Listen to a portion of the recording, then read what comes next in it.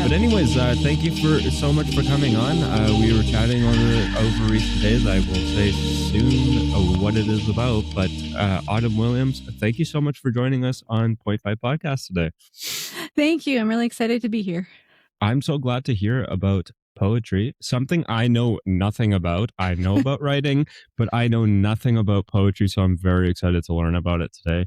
And drum roll, Awesome. ladies and gentlemen, there was an announcement that was maybe not going to happen depending on the result, and we have a result. So why don't you let us know about that? Yeah, so my book was in a competition and I got a silver medal.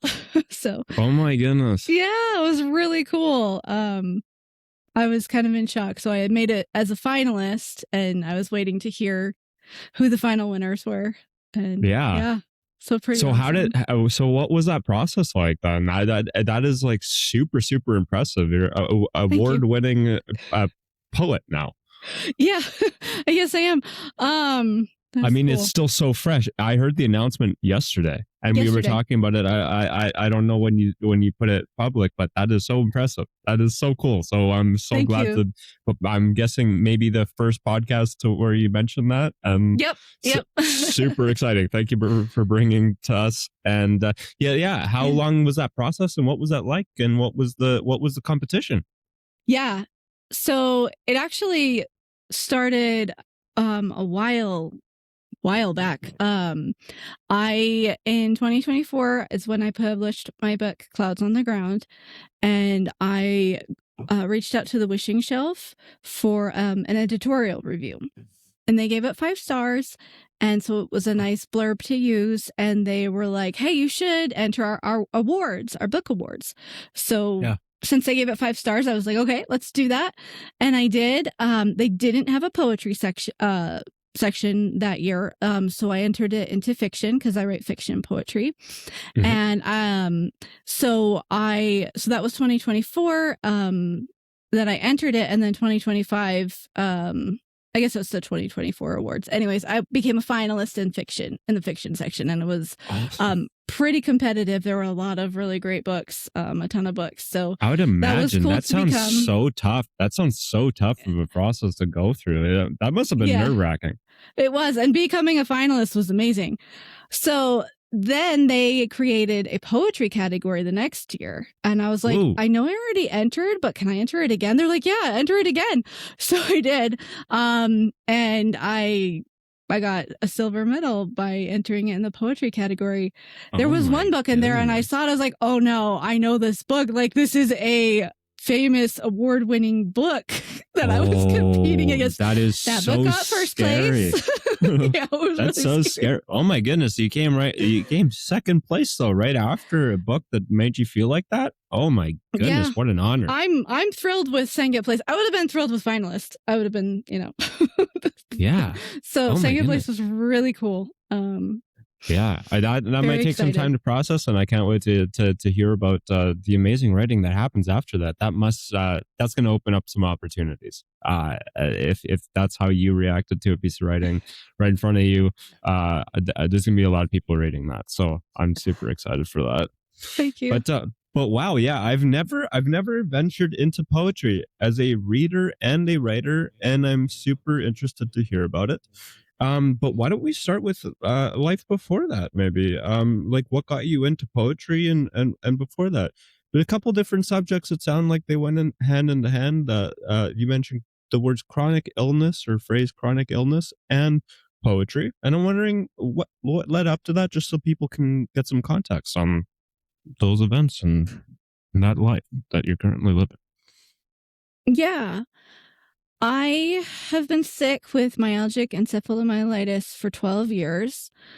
And at a certain point, in 2021, I became bedbound. So I had been sick for a while, but I was still, I had half my functioning. But then I became bedbound, mostly bedbound. And for a year, it was a real struggle being that sick.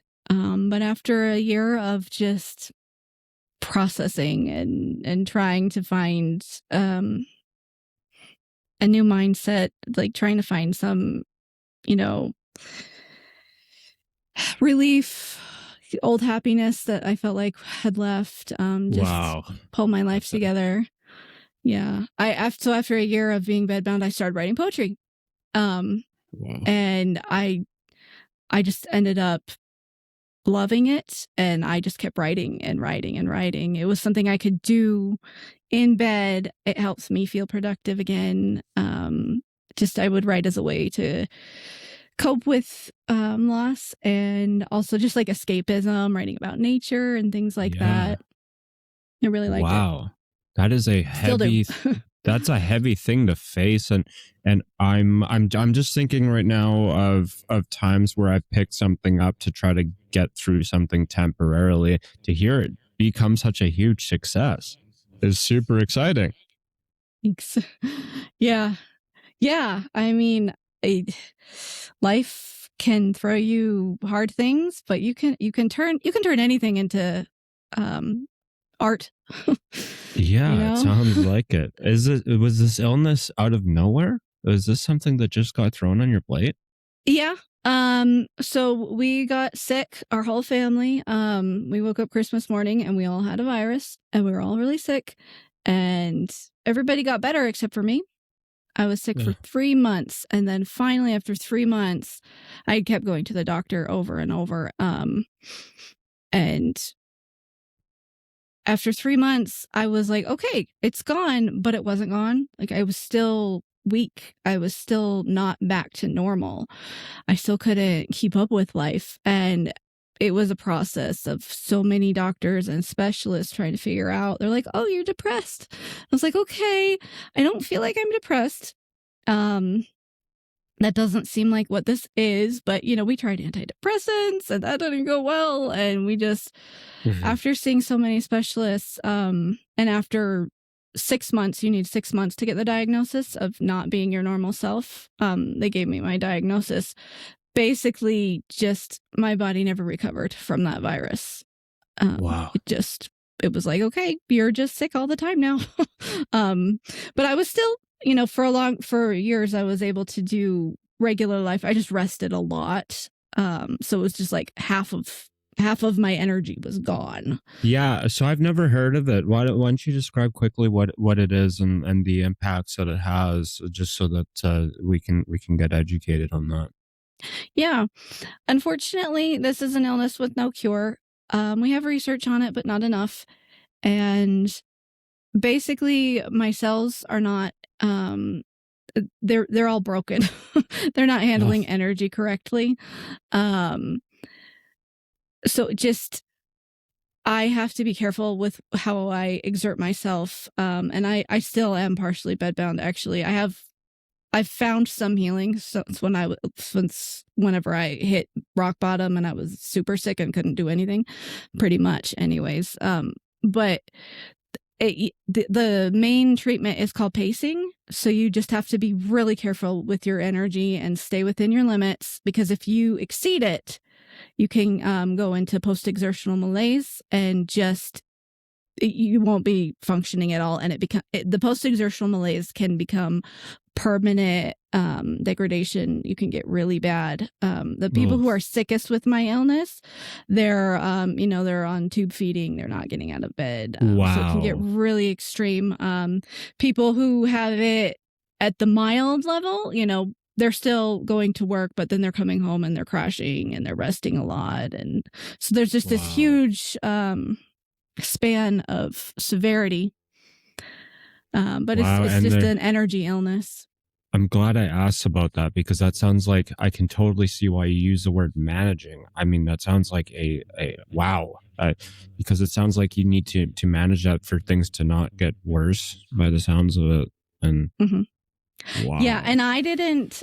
So it affects all systems in your body, and you start to develop other chronic illnesses and other complications. When I was diagnosed, there was outdated information that the doctors were still. They're like, you need to go do graded exercise therapy, and that made me worse. And they weren't telling me to stay within my energy limits. They didn't know that, but I kicked myself because I joined support groups, and it took me a few years before I joined support groups because I was just like, I'm going to get better. I'm going to get better.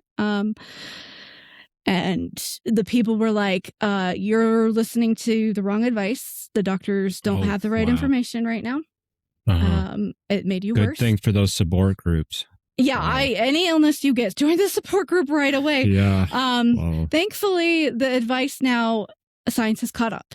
And they're not. They're saying don't do graded exercise therapy. It can make you bedbound, and they're telling you to watch your energy. And there's more studies. There's more things. They've got a couple blood tests now that are not out to the public, but they've been able to show it in blood tests.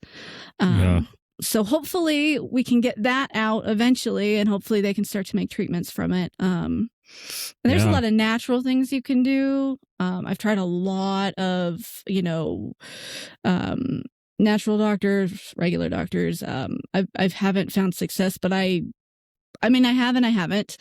Whenever I pay doctors a lot of money because insurance doesn't cover it, that hasn't helped. But I have learned from it. So I have sort of my own protocol, and I'm sort of, going upward instead of downward.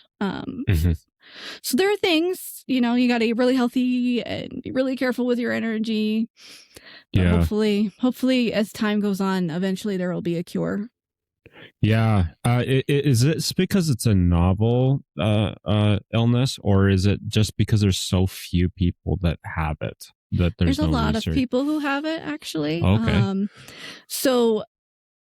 I wasn't going to go into this, but I think it makes sense to talk about it. Yeah, I'm just digging into this because it sounds like something to spread some awareness about quickly, and then we can get into some other topics as well. Yeah, no, we can talk about it as much as you want. The thing is, it has two names. So myalgic encephalomyelitis is the name that is good to say because people will pay attention, but there is another name that it has that people don't respond well to, and it's chronic fatigue syndrome.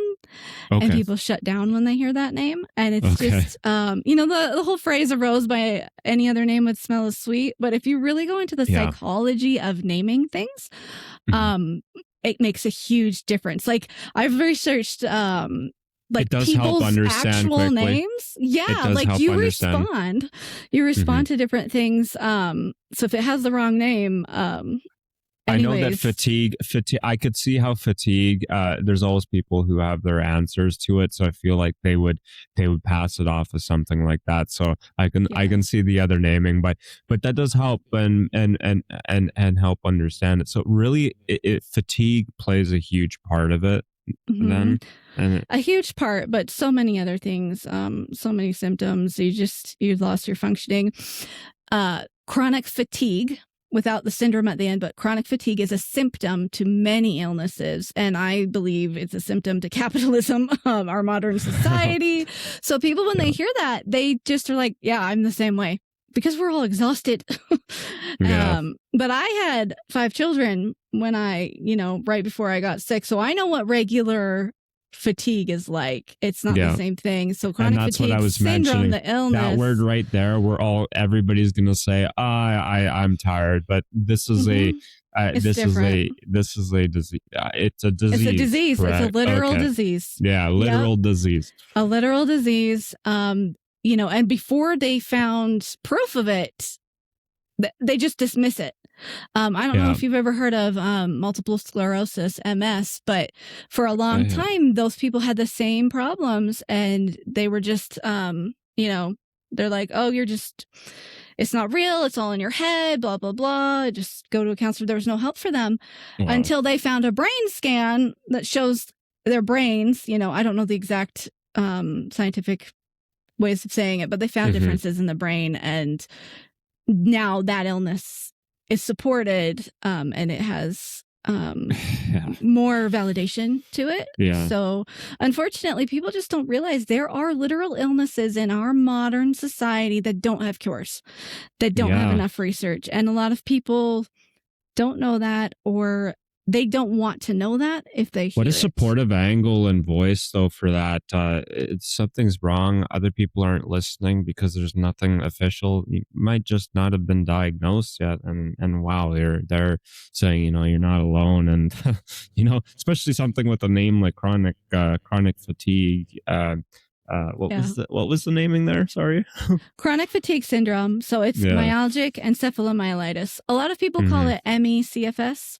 Like ME/CFS. ME/CFS. Yeah, it's a way to put it all together, and that's the hard part is the technical sounding name that people respond to. They can't even say it because people take on to the simpler name, but then it's the simpler name that gets talk that is just completely unsupported by anything. Opinions, and then but yeah, wow, what a thing to go through.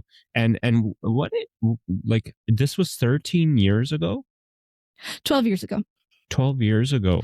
Yep. Wow. And did the research come along the way, or were they at least able to diagnose that? You mentioned about 6 months, right?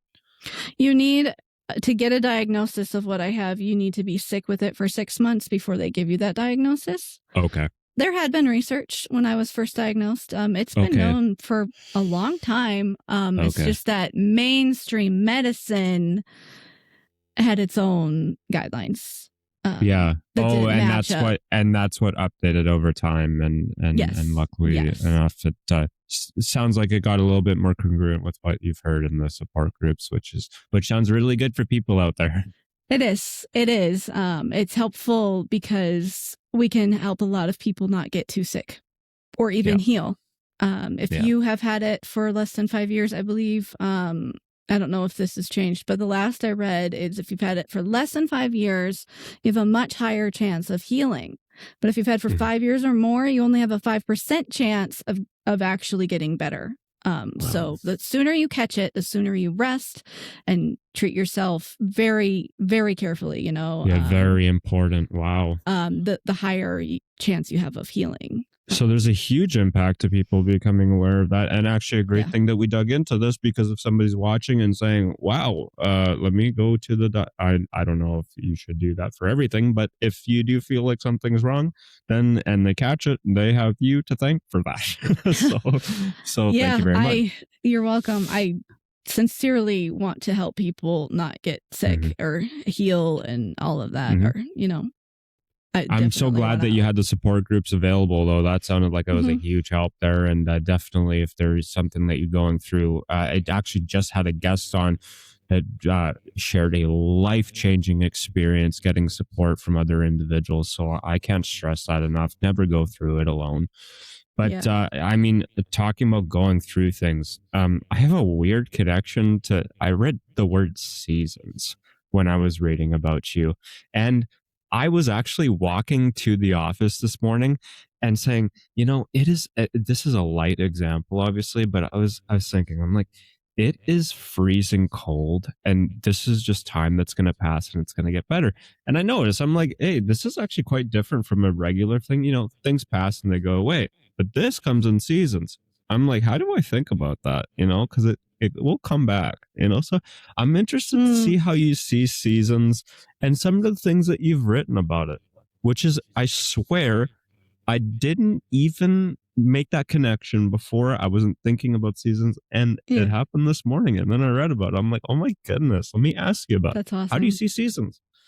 Yeah, they're just constantly coming back and constantly changing. In my book, I set it up in sections from fall to fall. So by doing that, by giving each section a season, I was trying to represent time going by quickly, but also seeming to stand still. So, oh wow, yeah, and that's what time feels like sometimes. I haven't heard a perspective like that. Wow. No wonder she's won an award for it. Oh my goodness. Thanks. Wow. I appreciate that. Wow. And in the book, you mentioned that it's a fictional story, right? I mean, yes, I categorized it as poetry, fiction. When I was writing it, I was writing poems about being sick, but I write often in analogies. And as I was putting the book together, I had all my poems and I was putting them in order, and I just looked at it and I thought, there is a different story here. there's a basis for a different pieces that I put into this. And so I wrote new poems and I filled it in. And it became a work of fiction. Just this idea of lost health as lost dreams or lost love. It's really universal. Clouds on the Ground, my book. I wanted to reach everyone. I also wanted to show what loss with chronic illness can be like or feel like. But anyone can read the book and put themselves into the poems. I don't know. Writing straight, I'm sick and this is how it is, poems is sort of draining for me. And I feel like sometimes it's hard to read. Sometimes it's very validating. If it's not, I think if it's not helpful for the writer, it might be helpful for the reader, but the reader wants to know that this is something that is helping you throughout your day. It's actually quite powerful to know that. Yeah. I find writing poetry very therapeutic. And I was hoping that the poems could help other people. So I made it in a way that I was hoping that anyone who likes poetry or is interested in learning about poetry could read it and be like, oh, okay, I can see my situation in this poem or, in this section or. Yeah. While we're on the subject of it, why don't you let people know where they can find you online and also where they could find your poem? It's a book that contains the poems. Is that how poetry works? Like it's a collection of poems. Is that what it is? Yeah. I mean, poetry can be whatever you want it to be. Mostly poetry book is a collection of poems. I'm going to ask about that. Poetry seems like it goes in many directions. So we'll definitely touch on that. Yeah. Yes. But yeah, you can find me. My website's Autumn Williams Poetry. On Amazon is my book Clouds on the Ground.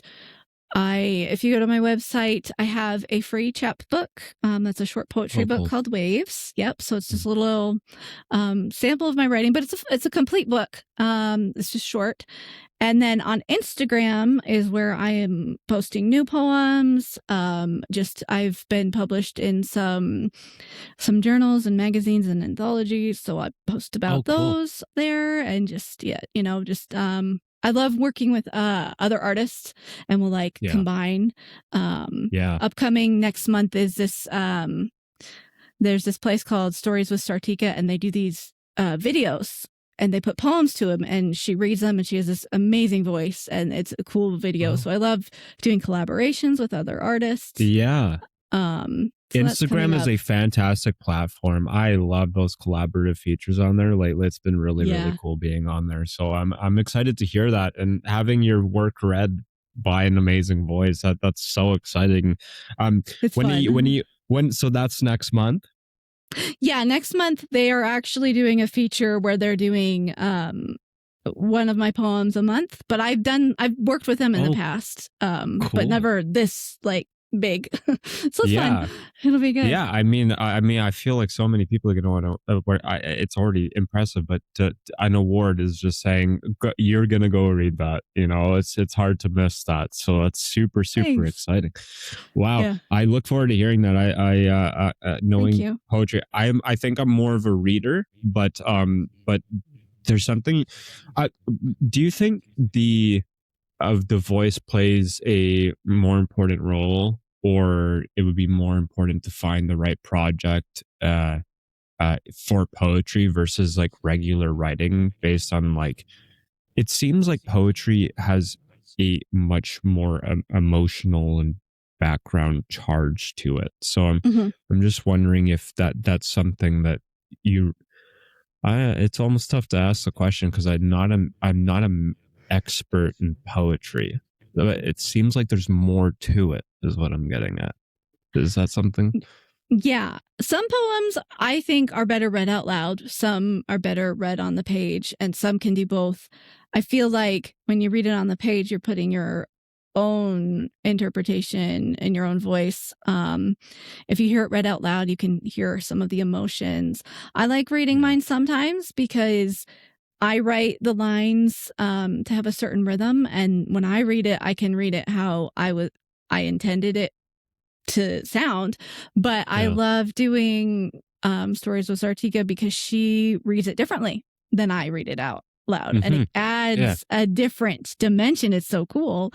So I like the way she does it too. She doesn't end on my line breaks. She will keep going, and it sounds amazing. So reading it out loud can add different dimensions. It also teaches you how many different ways your work can be interpreted. I mean, I'm thinking of it like, that's why I was thinking about it. It's a little tough to wrap my brain around poetry, because I feel like poetry is the area where writing gets interpreted the most. And it's, when you're using the word interpretations, it's exiting from what's been written. People see it in so many different ways. Just imagine the amount of people that you're helping out that had a completely different experience, but they're reading your poems. Right. That's what I was hoping for, is to just present something that people can make their own, find comfort that they need, find validation that they need. Because we all have such different lives, but when you boil it down, we all experience the same emotions. We all have hard things. We're human. So I was hoping to put something good out that could help the most amount of people. Yeah. Like, what's your writing process when it comes to writing poetry? Is it, some people have quite a structured process for writing, and that helps them to complete that. Some people use it to literally get through the day. What's your writing process? Yeah, I'm not structured. Which actually is very interesting, because it shows that there's so much behind it. So I can't wait to hear about this. Yeah, and everyone's different. I was never really a big structured person anyways, but being sick makes that even harder. So for me, I'm going to write a poem any time of day. At any point when it comes to me, I often write one poem a day, sometimes 2 poems a day. So I'll go through phases where I'm writing a bunch a day. That's pretty rare. And I'll have phases when I'm really sick and I'm not writing any. But my average is like 1 to 2 a day. And I'll write it and I'll try and edit. It depends on how I'm feeling. If I'm really sick, I just write it and I'm done. If I have a little bit more energy, then I'm going to try and edit it as I'm going. And then I just go back over time and read my old poems, and then I'll fix them up as I go. Like sometimes I need a new perspective to really catch what needs fixing, what needs changing. Yeah. And then eventually, before I do a book, I send it to my editor and have her, really look it over. But I do my own process of editing. But it's not at a certain time of day. It's just whenever my brain is like, hey, you've got some time, I can do it now. You mentioned writing 1 to 2 poems a day like it's a simple thing. That shows a interesting angle to how that plays such a huge role in your life. Yes, it is very therapeutic. It's it does have a very big role in my life, which is it's strange because it wasn't in my life before I got sick. I mean, I had read poetry and I liked poetry. I was more into reading like fiction novels and stuff like that. But being sick, poetry it's easy in some ways, easier because it's one thing in a poem versus a big book where sometimes I don't have enough capacity to just keep reading and reading. But poetry is different. It's more succinct, or it can be. I'm very happy I asked about your illness first. That gives so much context into why you chose that art form. And wow, that's almost it's almost a treat that's there and available for you to express that with the rest of us, and provides you a way to do it, which literally other art forms would not allow you to do that. So, and that would have an impact on you. So, wow. Yes. I do use poetry as like sort of a treat in my life sometimes. Sometimes it's just like, okay, I've got this deadline, but other times it's just, of course, it's joyful. But being an award-winning poet, you've got to feed the hunger for your perspective. And when that poem is something that you're depending on throughout the day and you're standing on it, that's the example I like to use the most, because it's shown up in I write, but it's not anywhere near poem, and it's not anywhere near published work. But writing throughout my day is something that I stand on, and if I was to publish it, I at least know that got me through a day. So I'm very excited for people to be able to connect with your work, because it sounds like you very much stand on your writing. Yeah, I love the way you're saying that. Stand on your writing. What do you write? I've gotten into blog posts that are based on lessons that I've learned, most likely late in life. And that defines it in a way that's more interesting than what it might read as. But the writing that I do is really for me to process. So offline, I do a ton of writing when I'm reading and trying to understand things. And some of that makes it onto blog posts. Lately, it's really been turning into podcasts. So it's because I'm able to write about my guests offline and then find interesting angles that hopefully work out. So that's where it's turned into, and then speaking it provides another dimension. I'm able to actually learn from my own writing and pick up some even mistakes and misunderstandings that I had when I was trying to write about it.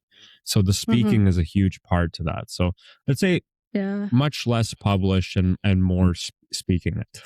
So that's but it ties into exactly the project that you have going on, that you're getting your poems read. I'm super excited about that.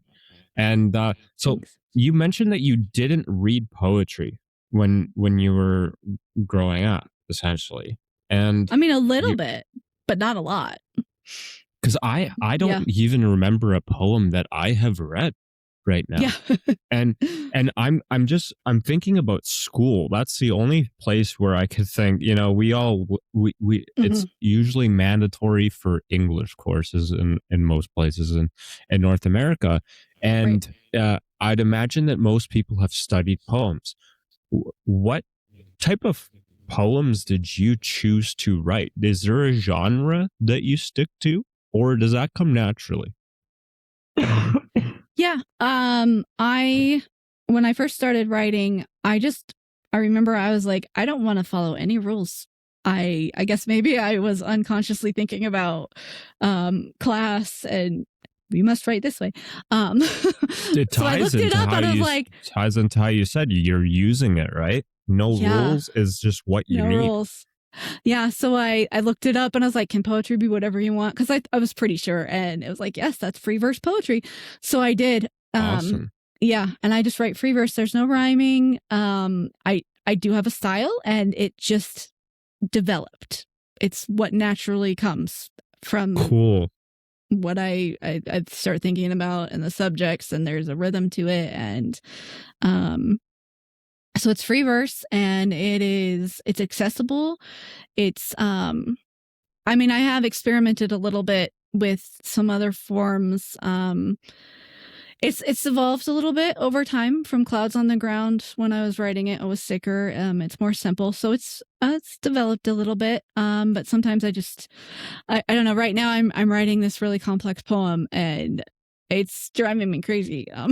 So I was like, I need to take a break and write something, just light for a minute here. Yeah, but that's almost exciting, and something that you can write more poems to get through. A challenging piece is something that could be. I know that as writing matures and as projects mature and skills mature, you start to want to search up things like genres and say, let me see if I could write this other style or incorporate this complex piece.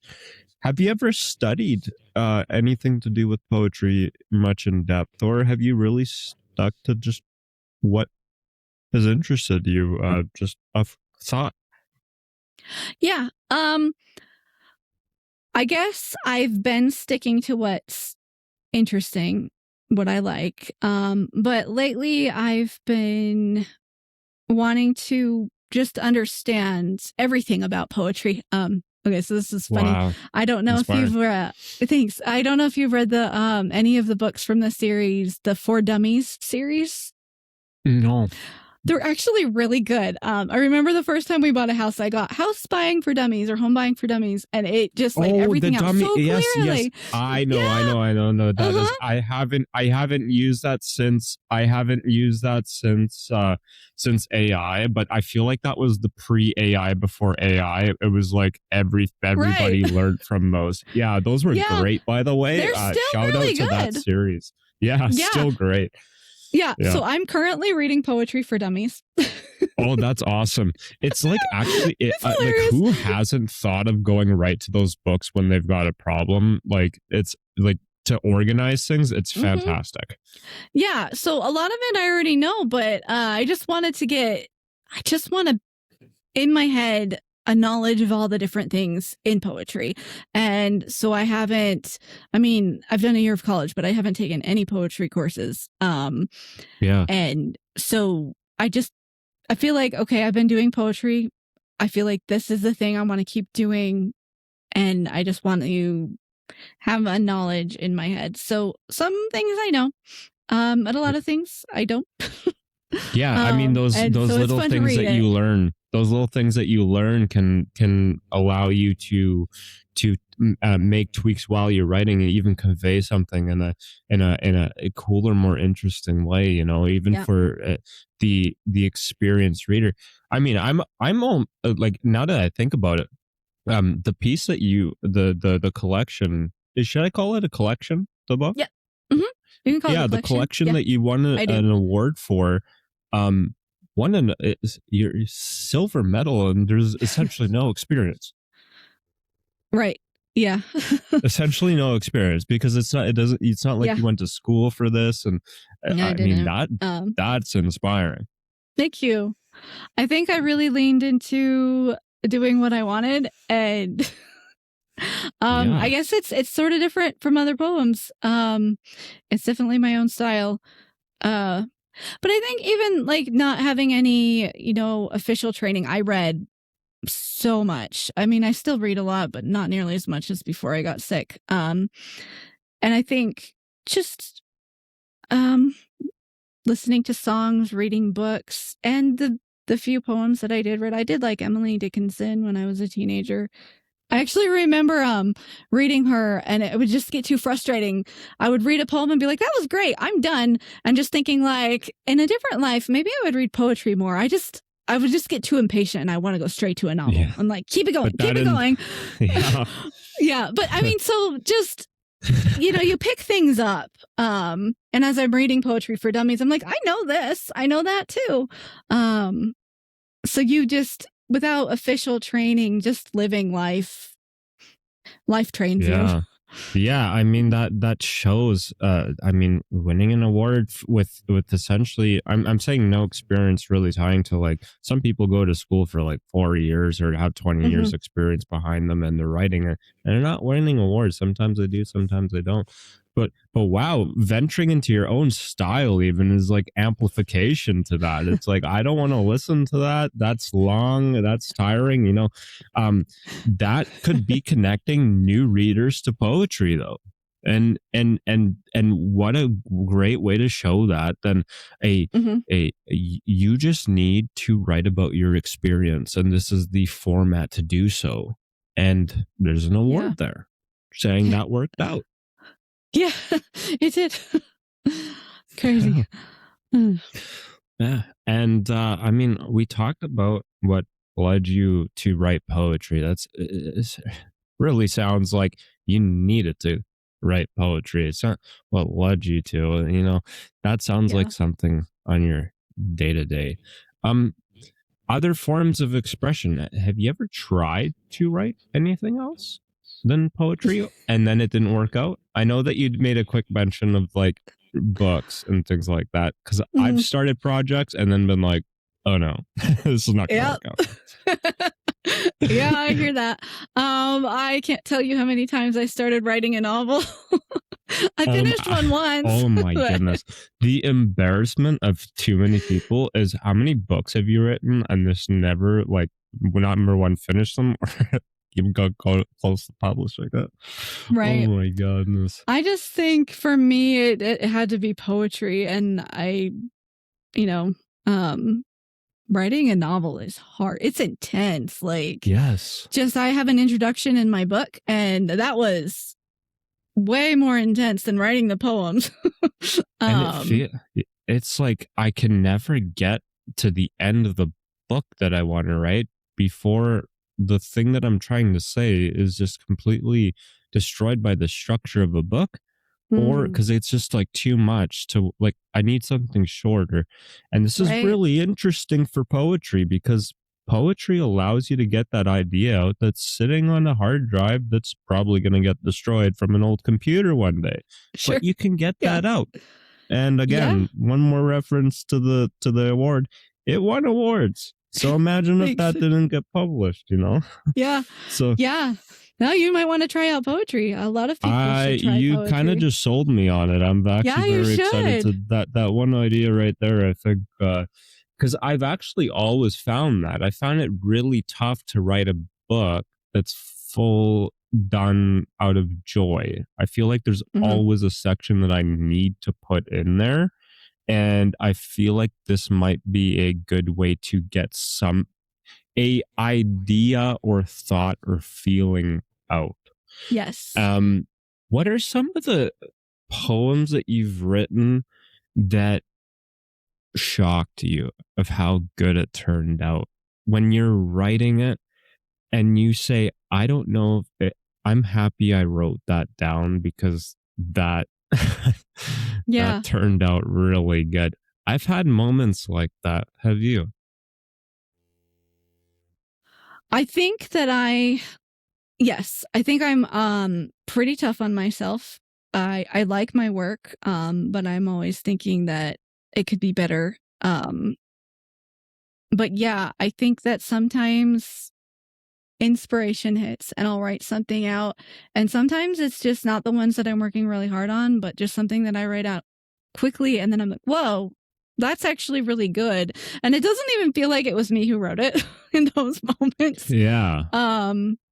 But sometimes there's a longer, more complex poem, and it feels good at the end to have put all that work into it. The longer it is, the more editing it takes, obviously, but maybe more for me because I really have to be careful with my energy. So a shorter poem, it's easier to look at it and just instantly see flaws, instantly know how to fix it. But a longer one, you can't look at it instantly and see the whole thing.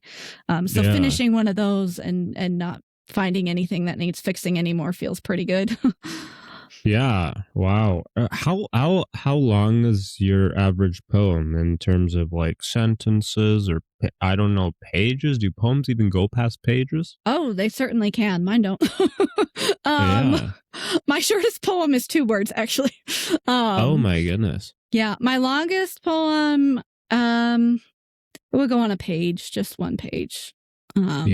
But my poems are fairly short. I do a lot of what's called micro poetry. It's a short poem. I think that's why it works out pretty well on Instagram. Instagram has actually been a great place that's sort of revived poetry. A lot of people are into it now because it's there. And, poetry, I think, sometimes can seem very academic and sort of like hard to get into, but we've got these new forms now that are more mainstream, more accessible. I mean, I love all poetry. I love the hard to read stuff. I love the experimental stuff. I love the simple stuff. But people can find something that works for them. And honestly, like when you're scrolling, if there's a quick poem and you read it and then you keep scrolling, like, oh, wait, I liked that. And, you might go find another one. For chronic illness, having a short poem is easier to read, to write. It's just gentler on your brain. And, even just certain thought processes can zap your energy. I mean, I feel like healthy people understand that. Like when you're like studying really hard and you're like, oh, I'm exhausted. So like when you're sick, even just intensely thinking can be hard. So my poetry is written to be gentle and easy. Not just for myself, but like for the reader. Mm-hmm. Yeah, you're mentioning Instagram. I also saw this same trend on TikTok, which I was a little surprised about because it seems like the talk and thought behind the platforms is actually a little antithetical compared to something that provides profound thought. But it makes sense now that you describe it, why that's happening, because poetry is very short, but it does leave you with something.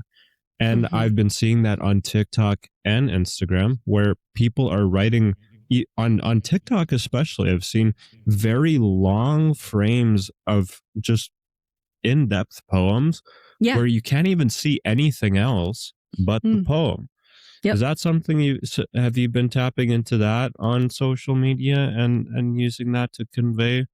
And I have done TikTok. I think I want to get back onto TikTok eventually. My Instagram started taking off and I have limited energy. So there is a section on TikTok. There's quite a few poems there. I don't know when I get back to it if I'm going to go back to my format or if I want to try something new. But TikTok is huge for poetry. And as far as like longer poems, I do think people are reading those now too. And there's different ways you can post a longer poem. You can put it in sections like slides. You know, people are more likely to read something long if it's in slides. The shorter poems are good to like capture someone's attention, but the longer ones are good. You can convey more. And, you know, there's a poetry audience out there right now. So they want all sorts of poetry. There is, and it ties into exactly what I was going to say. There is a section to use other people's music. Why isn't there a section to use other people's poetry? I'd actually love to choose something that was AI generated, and not AI generated, AI selected, that connects me to somebody who's writing about something that could be put on top of a post. I feel like that with some music that's being sourced, it sounds like a great way to reach an audience. Maybe that happens. Yeah, that's awesome. I do think that sometimes, you know, there are some poets who are just reading their poems, and that's what they do. My book marketing coach has encouraged me to do a bunch of spoken words, and I do them rarely. It takes a lot of energy, and I don't know, it's harder. I can see that. But you can set up your video that people can take the sound, and I do believe it's not big right now, but you can voice over someone's poem onto your video. I really like that. But yeah, I use music for a lot of my posts. It makes sense, right? When people like to shoot video and photo on Instagram, they add the music on top of it, but they also add these poems for trying to convey their feeling right now. Like that's usually how it's being used, you know? It's like saying, like, this is something about me. The picture's just not doing it because my caption, you know, what am I going to say about it? It's not really the format. Have you seen that? Have you seen people using poetry voiceovers? I haven't seen the poetry voiceovers, but I've seen people writing and it seems like it's taking off. So I'm just wondering, imagine if that takes off. I mean, that would be massive for somebody who writes poetry. I mean, think of how big it's been for music, to where it's like one of the main ways that musicians are marketing right now is saying, use my song on your videos. And it's right there to click on. Imagine, you know, I can't wait until that's there. This is where I read this. Writers need more credit. And it's something that is just getting worse sometimes with AI that just writes stuff that is not relatable at all. Yeah, you can tell when it's AI. It's just average. It's average, and it's not even textbook sometimes, and it's not even relatable sometimes. Talk about the combatant to AI writing: poetry. It's short and there's no form to it. I might even see that as the only form of writing that could probably be protected by that. Interesting. Yeah. I mean, think if longer form writing and structure is just simple to do, and they call it AI slop now, which is funny that people are catching on to how annoying it is to see something that is just pumped out with AI. Yeah. But a way to combat that is writing something short and simple, and it's always questioning, it's always an observation, and it matters who it comes from. Example of you. A long poem from you, it means a lot. Right? Yeah. And you get the person's voice because, we're human. And so we've been living the same stories. But the difference is, the person's voice, their perspective, their take. I can write about a mountain and everyone that's been done. But I'm going to have it in my voice from my perspective. So that's what's important about humans writing and not a machine, is our unique perspectives, because our lives are gonna shape it differently from someone else's life. We all know the basics. We all have the same feelings, the same emotions. We all are under the same sky, but we're going to describe it differently. And that's what's great about reading, books and poetry and listening to songs. It's these different ways to look at the world. Yeah. So what are some of the other forms of poetry now that you've gotten into the poetry for dummies? Do they explain the different forms of poetry in there a little bit? Like they do.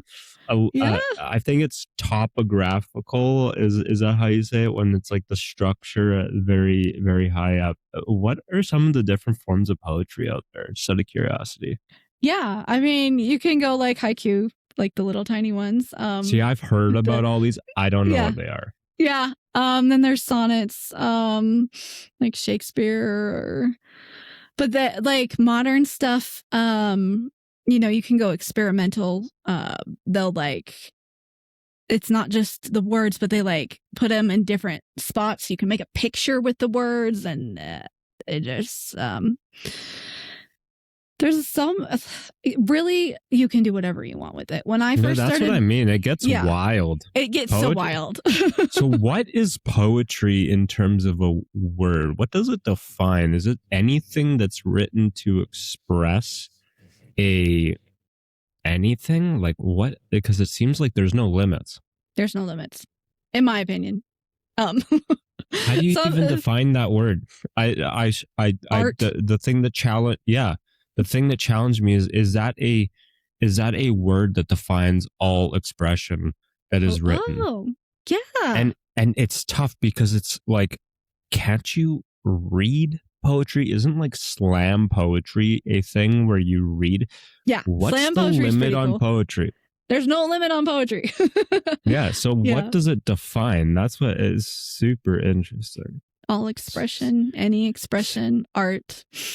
Yeah. It's the only way I could think about it, is that poetry is expression. And that is a very huge honor to be somebody who's an award-winning poet, is that your expression reflects your experience. And explaining, managing, it's very inspiring that your writing is a direct reflection of the energy that you have available. And that poem, being long is a cost, and that's a gift to the reader. Super interesting. And I could only imagine how good those longer poems are. What made you write that? Yeah. And why don't you talk about one of your poems? Okay. Do you want me to talk about one from my book or one that I've written recently? One that comes to mind. I know sometimes, like for me, I've written about the topic of momentum, and it seems to show up everywhere, and it's not that interesting to some people that are outside of like the business world. But for me, that stood out and was interesting. What's something like even a core theme in your poetry that stands out to you? Yeah. So I'm going to talk about the one. Let me pull it up. That I just shared on Instagram, and cool. it's a theme that I go to a lot. It's sort of the idea of daydreaming, and I don't know how to pronounce this word. I always think that there isn't enough English words. There's not enough synonyms. There's not enough words that mean this feeling. So this one's really cool. Sometimes I completely mispronounce a word as well when I get into complex vocabulary. So yeah. So I wrote this poem, and the title is it's the Dictionary of Obscure Sorrows. So it's not an actual, it's a word. Just because it's not in an official dictionary doesn't mean it's not a word. I bet eventually it's in an official dictionary. It's anemoia. It's Anemoia. So it's nostalgia for a time or a place one has never known. And then I can read it to you. This one's not very long. Do you use a lot of obscure words and introduce those to people, or is that just something that you experimented with? That's like a new thing for me. That's super it's a exciting new and old to thing. Me. Because when I was first writing, I was using ancient Greek and ancient Latin words because it's there's not enough words. So I was going and finding these different words. But that's interesting that you describe that, because you say there's not enough words. Some people just find it, like me, I find it really tough to learn about new vocabulary that's relevant and that describes something that I understand. It's hard to find really powerful words. And being somebody that introduces that, I'd almost just follow just to learn about new words like that. So that talking about marketing, that's super interesting to me. Word of the day. The word of the day. So do you want me to read it, or? Yeah. So what was the word again? And then let's. I don't know how to pronounce it. It's Anemoia. And anemoia. I don't know. I never pronounce things right when I'm trying to pronounce something wrong. People can go to a great hook to your Instagram. People can go there and read it and try to pronounce it. And tell us that we're saying it wrong. I don't even know if I can say it to start with. So. Yeah, but the poem itself is easy. So it's black and white, dream walks along side streets. Fill me. I'm not me. Here I'm awake in slow motion, running, laughing, gray sky covered, double reality. I'm older than I'll ever live to. I'm in perfect health. I barely feel my breath. It's soft as butterflies burst from their comfort in my stomach. So that one was just this idea of being healthy. In sort of a daydream. A very nice length to it too. It cut off right when I was very captivated, and then boom, I'm like, oh wow, that's it. Yeah. Very interesting when it's read too. I can see what you mean. That you can experience something to that angle as well. So, wow. When did you write that one? I wrote that one 2 weeks ago. Actually, I don't often post a poem that I wrote recently. Usually, it's older stuff. But just when you're arranging which poem do I do next, it just was I need to do that one now. I could just tell. It could change. Do you have a lot of poems? Do you have a lot of poems that you write and then they sit? I mean, 2 a day. It sounds like you must have tons of poetry. I do. That other people have not seen. Yeah. Oh, so much. Some that no one will ever see. Because it's just especially my beginning stuff. I love reading it. It's so fun, but it's really experimental. I'm I think this might be a little too experimental even. If you're worried about that, then as you gain notoriety in the world of poetry, then release that, because it could make somebody else feel comfortable when they're maybe trying something and they stumble upon something else. Could be your own genre maybe, or you could be supporting free verse, is it called? Mm-hmm. Yeah. But wow, super interesting. And I think I need to thank you for using some of the energy today to speak to us, because that really means a lot after explaining to us in depth how tough managing illness has been, and how poetry hopefully lifts you up and provides some energy, and then It does. helps you, even just refocus yourself on the positives. That's how I like to use writing. Yeah. Well, thank you. I so appreciate being here. I actually, I really like talking with people. And so being sick, it's harder to be with friends and family. I mean, I can more than I used to, but this is a good format for me because I've got my chair, and you can't see it, but like I've got pillows right here. I've got my legs spread out, and I've got this headrest. So like when I'm like, I can just lean back when I really need to. So I'm pretty well supported, and talking, that lifts me up too, talking with people. So I appreciate being here. Yeah, that's a huge aspect of the day, to be able to get other people, even a couple conversations a week, even it's just huge, and super supporting. Have that social connection in your lives. It's super, super important to keep us up. Yeah. And yeah. So one more time, why don't you let people know where they can find you? Because it sounds like you have a lot coming for social media, and also with some upcoming projects. Yeah. Autumn Williams Poetry is the website.